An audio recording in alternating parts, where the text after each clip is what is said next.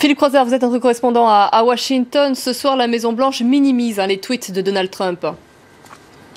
Oui, on a eu les tweets ce matin de la part du président américain. Maintenant, on a eu la porte-parole Sarah Huckabee Sanders. Le briefing à la Maison-Blanche vient de se terminer. Elle nous dit qu'il n'y a pas encore de décision définitive de la part du président américain et non plus de la part du Pentagone, donc de l'armée américaine. On est encore en train de décider et de trouver des preuves. C'est ce qu'on a entendu un peu plus tôt de la part du secrétaire à la Défense, Jim Mattis, qui lui a un peu plus de caution que le président américain. Il dit qu'il a encore besoin de preuves. C'est un élément de langage assez similaire à ce qu'on a entendu de la part du président français, Emmanuel Macron.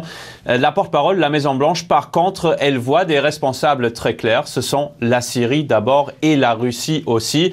C'est un peu exactement le point de vue qu'on a vu aussi du président américain ce matin. Mais ce qu'on voit encore une fois dans cette administration, ça se passe très souvent comme cela. On a des visions différentes. À l'intérieur de cette administration, le président et l'ambassadrice des États-Unis aux Nations Unies qui voient clairement Bachar al-Assad et le régime syrien comme étant les responsables de cette attaque avec des armes chimiques en Syrie la semaine passée. En même temps, le secrétaire à la Défense veut encore des preuves avant d'agir. C'est lui qui va recevoir les ordres pour un mouvement militaire de la part du président. Encore une fois, pas de décision définitive prise par la Maison-Blanche.